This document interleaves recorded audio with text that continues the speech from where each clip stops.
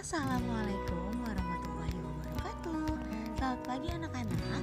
Kembali lagi sama Bu Pipit dalam video pembelajaran tematik tema 3, subtema 3, pembelajaran 1. Anak-anak, di video sebelumnya kita sudah membahas tentang wujud dan sifat dari benda-benda yang ada di sekitar kita. Nah, sekarang Bu Pipit mau tanya dulu nih, apa yang akan terjadi jika benda-benda tersebut dipanaskan, didinginkan, atau diletakkan di udara yang terbuka? Iya, benar anak-anak. Jika hal-hal tersebut dilakukan, maka benda-benda tersebut akan mengalami perubahan wujud. Nah, sekarang apa sih perubahan wujud itu? Perubahan wujud benda adalah suatu proses perubahan wujud dari suatu benda menjadi benda yang lainnya atau berubah wujud ke yang lainnya. Perubahan wujud benda terjadi karena peristiwa pelepasan dan penyerapan kalor atau disebut juga sebagai energi panas yang biasanya terjadi akibat tindakan pemanasan, pendinginan, atau pengembunan. Nah, perubahan wujud memiliki 6 jenis. Yang pertama, mencair atau melebur. Yang kedua, membeku. Yang ketiga, menguap. Yang keempat, mengembun. Yang kelima, menyublim. Dan yang terakhir yaitu mengkristal. Perubahan wujud benda akibat pelepasan kalor diantaranya yaitu yang pertama membeku, mengembun, dan mengkristal. Sedangkan perubahan benda akibat penyerapan kalor yaitu mencair, menyublim, dan menguap. Yuk kita bahas satu-satu. Yang pertama kita bahas dari mencair. Mencair adalah peristiwa perubahan wujud benda dari benda padat berubah menjadi benda cair. Mencair terjadi akibat benda menyerap atau menerima energi panas atau biasa juga disebut kalor, sehingga benda padat berubah menjadi benda yang cair. Nah, contoh dari mencair yaitu es batu yang dipanaskan atau kita letakkan di udara yang terbuka, maka es batu itu akan mencair atau berubah wujud menjadi air. Selanjutnya yaitu es krim akan meleleh jika dipanaskan. Nah, maksudnya seperti ini. Jika kalian beli es krim nih di Alfa atau di swalayan lainnya, lalu es krim tersebut nggak langsung kalian makan, tapi nggak juga kalian taruh di pendingin atau freezer, maka es krim tersebut akan mencair atau berubah wujud menjadi air. Selanjutnya, mentega akan meleleh jika dipanaskan.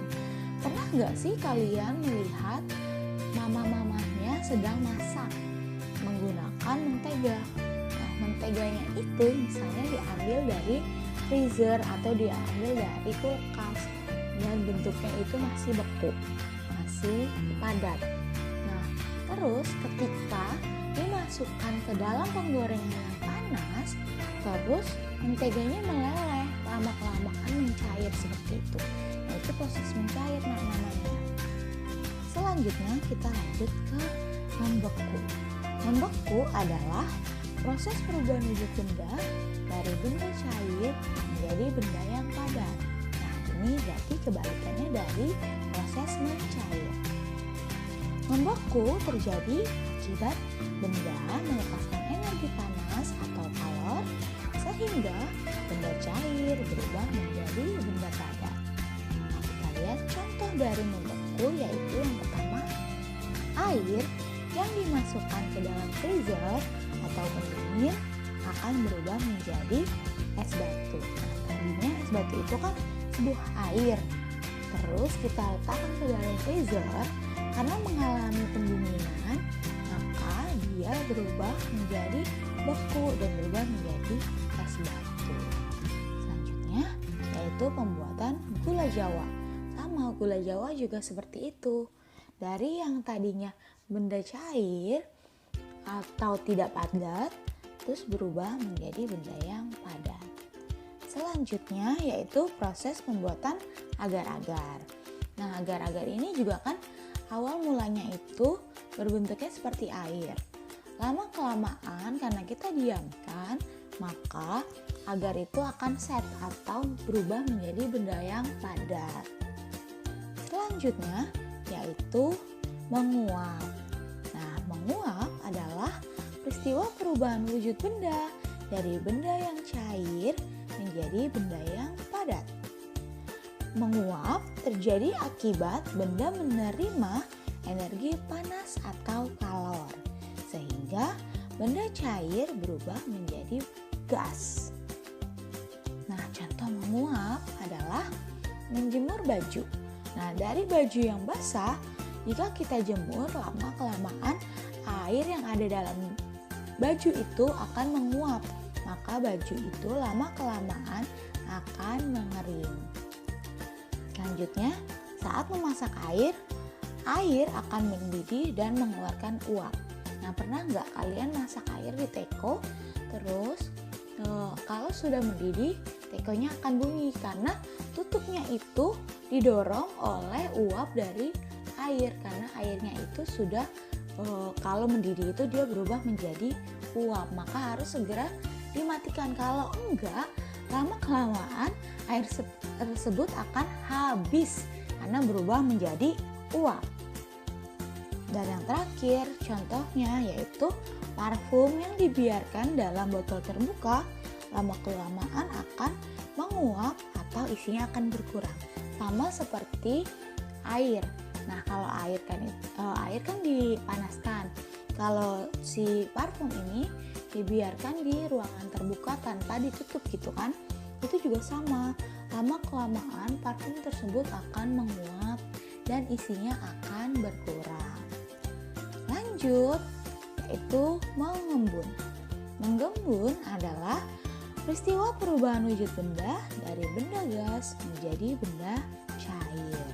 Nah, mengembun terjadi akibat benda melepaskan energi panas atau kalor, sehingga benda gas berubah menjadi benda cair. Contohnya dari mengembun yaitu ketika kita memasukkan es batu ke dalam gelas, bagian luar gelas akan mengeluarkan bintik-bintik air. Nah, itu yang disebut dengan mengembun. Selanjutnya juga rumput di lapangan atau daun di pepohonan akan menjadi basah pada pagi hari karena adanya embun pagi. Selanjutnya yaitu menyublim. Menyublim ini adalah proses perubahan wujud dari benda padat menjadi benda gas.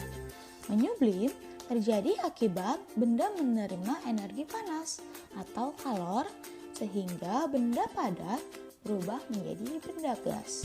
Nah, kita lihat contoh dari menyublim yaitu kapur barus. Nah, kapur barus ini jika disimpan di dalam lemari, lama-kelamaan akan habis. Tapi lemari kita akan menjadi harum. Selanjutnya yaitu mengkristal.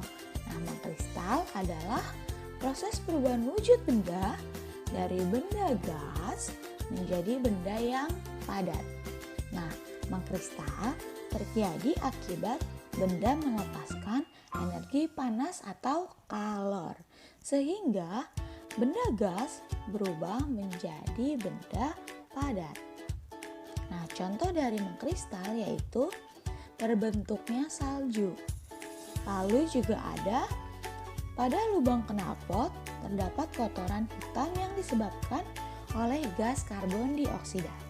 Nah, yang berubah wujud menjadi padat. Jadi tadinya bendanya itu gas kan, berupa gas karbon dioksida, tapi kelamaan menggumpal menjadi kotoran yaitu benda padat. Nah, anak-anak, sekian dulu video pembelajaran kali ini. Semoga kalian dapat mengerti semua penjelasan yang sudah Bibit jelaskan. Nah, sampai di sini dulu ya, Nak. Wassalamualaikum warahmatullahi wabarakatuh.